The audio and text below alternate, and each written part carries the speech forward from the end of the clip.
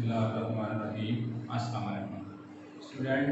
Physics 9th class chapter number 4 start किया था हमने अपना topic states of equilibrium. States of equilibrium equilibrium को हमने पहले डिस्कस किया कि कोई बॉडी इक्विलिब्रियम में होती है जब उस पर नेट फोर्स एक्ट ना कर रही हो। अब आप जानने जा रहे हैं कि इक्विलिब्रियम की स्टेट्स कौन कौन सी हैं। तो इसके लिए हमारे पास तीन स्टेट्स हैं। नंबर 1 पे है स्टेबल इक्विलिब्रियम, नंबर 2 पे अनस्टेबल इक्विलिब्रियम और नंबर 3 पे है न्यूट्रल इक्विलिब्रियम। तो सबसे पहले मैं आपके सामने पहला हमारा इस टॉपिक का स्टेट्स ऑफ इक्विलिब्रियम का सब टॉपिक है स्टेबल इक्विलिब्रियम। ये मैं एक तरतीब के साथ आपको समझाता जाता हूँ, लेकिन पहले मैं स्टेबल इक्विलिब्रियम की बात करने वाला हूँ। स्टेबल इक्विलिब्रियम क्या है? अगर हम इसकी डेफिनेशन की बात करें तो बात कोई बॉडी इस तरह इस इक्विलिब्रियम में होती है इस तरह कि हम उसको स्लाइटेस्ट टिल्ट करें, यानी थोड़ा सा उसको टिल्ट करें तो बॉडी जो होती है वो अपनी पोजीशन जो पहले वाली है उस पोजीशन पर वापस आ जाती है। जैसे मैं आपको डायग्राम में भी दिखा रहा हूँ।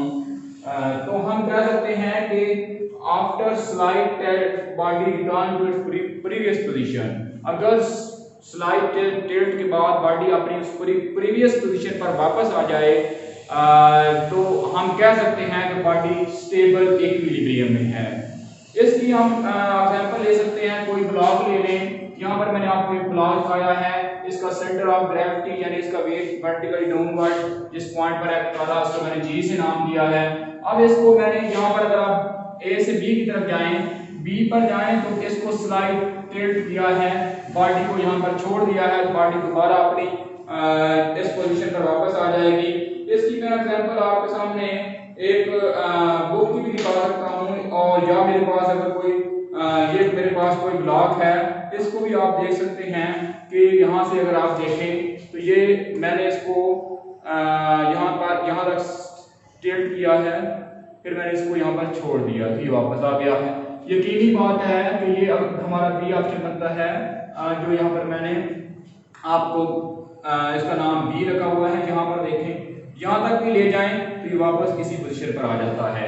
लेकिन अगर हम इसको बहुत ज़्यादा टिल्ट करवा दें, यानी यहाँ पर और भी ज़्यादा यहाँ तक ले जाएं तो ये अपनी पोजीशन पर वापस नहीं आता, यानी यहाँ पर जाकर ये देखिए आगे चला जाता है, जिसको मैंने यहाँ पर सी का नाम दिया हुआ है।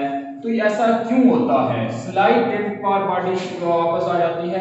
इसकी रीज़न होती है कि ये डिपेंड कर रहा होता है कि बॉडी का सेंटर ऑफ पॉइंट जो है, यानी सेंटर ऑफ पॉइंट जो वर्टिकल लाइन के साथ बेस के साथ मिल रहा है, वो लाइन जो है वो उस बेस को कब क्रॉस करती है। जब ये लाइन जो है इसकी बेस को यहाँ पर क्रॉस नहीं किया तो ये वापस पलटेगी, वापस आ जाएगी।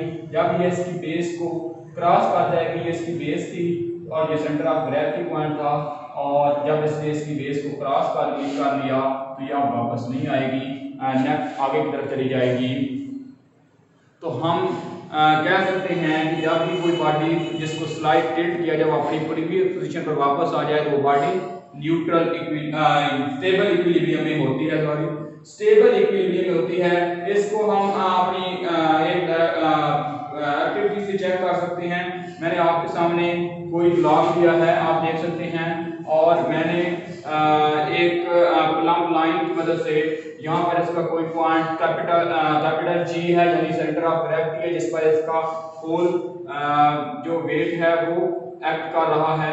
अब मैं आपके सामने आपको ये दिखाने जा रहा हूँ कि अगर मैं इसको स्लाइड टिल्ट करता हूँ, यहाँ पर ले आया, अब मैं इसको छोड़ देता हूँ, ये जो इसकी लाइन है वर्टिकल लाइन जो कि सेंटर ऑफ ग्रेविटी से बेस की तरफ है, इस लाइन के हिसाब से देखें तो ये बेस के क्रॉस इसने अभी यहाँ पर नहीं किया। अब मैं जब इसको यहाँ पर छोड़ देता हूँ तो ये वापस आ जाएगा। अब क्या है कि ये मैं इसको इतना ज़्यादा टिल्ट करवा लेता हूँ कि ये लाइन जो है जहाँ तक बेस है इस बेस को क्रॉस कर गई है। जब ये लाइन जो है इस बेस को क्रॉस कर गई है तो अब क्या होगा कि ये बॉडी अपनी प्रीवियस पोजीशन पर वापस नहीं आएगी, बल्कि आगे की तरफ मूव कर जाएगी। तो हम जस्ट यहाँ तक अपनी बात करेंगे कि जब बॉडी को स्लाइड टिल्ट दिया जाए तो वो अपनी प्रीवियस पोजीशन पर वापस आ जाए, तो हम कहते हैं कि वो बॉडी स्टेबल इक्विलिब्रियम में है।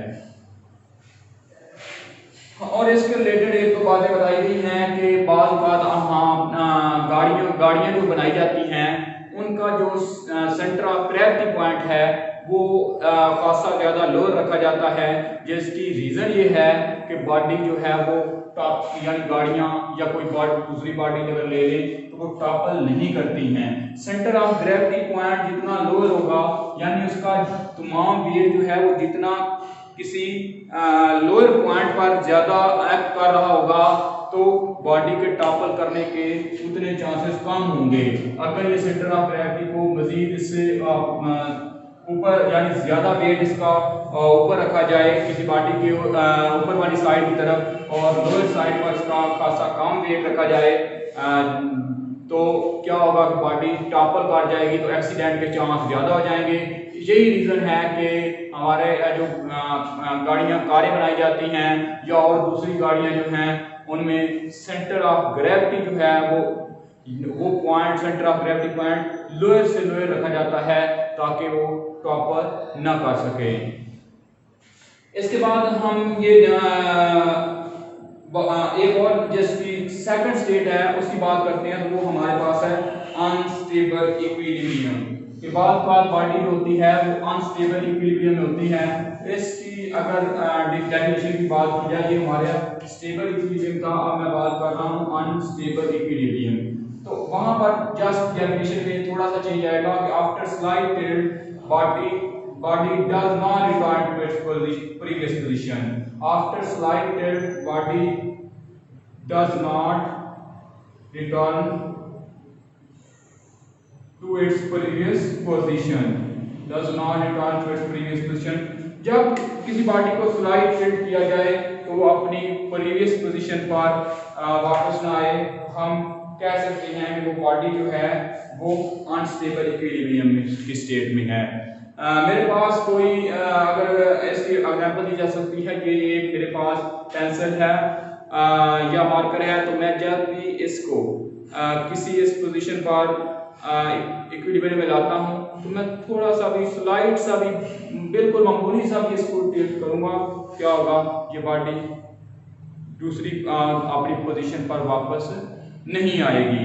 इसके लिए हम कोई पेंसिल जो बुक वाले ने एग्जांपल दी है, अगर हम ये पेंसिल यूज करें तो आप इसको देख सकते हैं कि ये अगर इक्विलिब्रियम, यहाँ मैंने इसको हाथ से पकड़ा इस वजह से इक्विलिब्रियम में है, लेकिन जैसे ही मैंने इसको छोड़ा तो ये मामूली सी किसी टिल्ट की वजह से अपनी इक्विलिब्रियम की स्टेट में नहीं रही और अपनी इसकी जो कंडीशन है वो स्लाइड थोड़ी सी ही चेंजिंग हुई है और ये अपनी प्रीवियस पोजीशन पर वापस नहीं आई।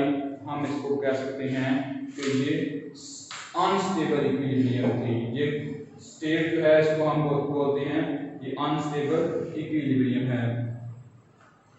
नंबर 3 पे हमारे पास आता है जी न्यूट्रल इक्विलिब्रियम क्या है। अब हम बात करने जा रहे हैं न्यूट्रल इक्विलिब्रियम की। ये हमारे पास अनस्टेबल इक्विलिब्रियम था, तो न्यूट्रल इक्विलिब्रियम क्या है। न्यूट्रल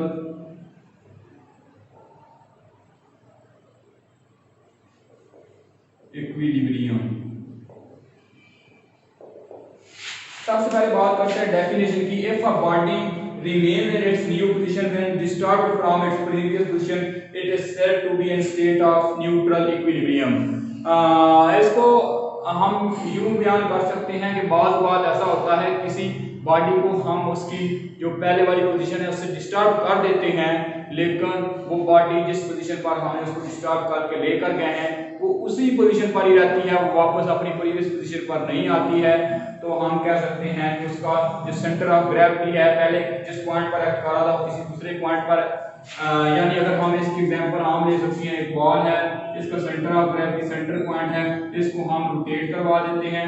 जब इसको रोटेट करवा के इसका ये जो पॉइंट है यहाँ पर मैं अगर ब्लू मार्क कर दूं तो ब्लू पॉइंट लगा दूं, इसको हम यहाँ पर जाकर यहाँ पर ले आए हैं, ब्लू जो पॉइंट है जो मैंने ब्लू मार्क किया है ब्लू पॉइंट, तो ये हमने रोटेट करवाया, लेकिन इसका सेंटर ऑफ ग्रेविटी जो पॉइंट है फिर यहाँ पर एक्ट कर रहा होगा और बॉडी दोबारा अपनी जो प्रीवियस पोजीशन है डिस्टर्ब करने के बाद ये कभी भी उस पोजीशन पर वापस नहीं आएगी। इसकी मैं एग्जांपल आपको एक बोतल है मेरे हाथ में, ये भी एग्जांपल इसकी दे सकता हूँ।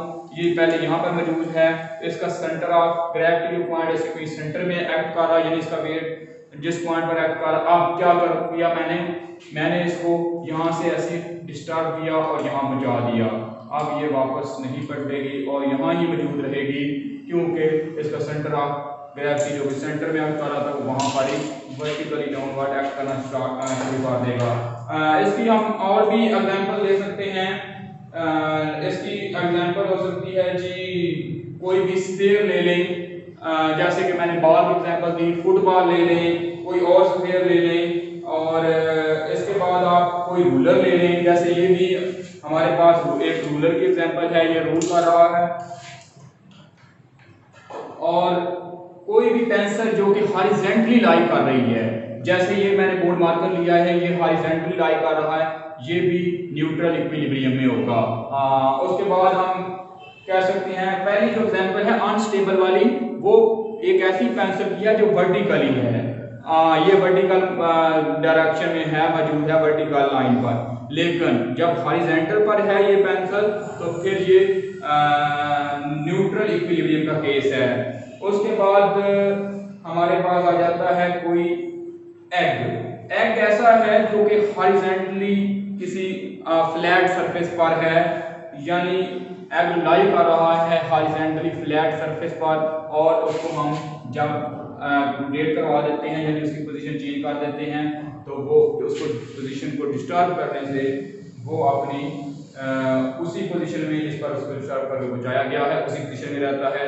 तो ये हमारा था न्यूट्रल इक्विलिब्रियम, और हमारी इसके साथ ही स्टेट्स ऑफ इक्विलिब्रियम कंप्लीट होती हैं। ओके जी, अल्लाह हाफिज़।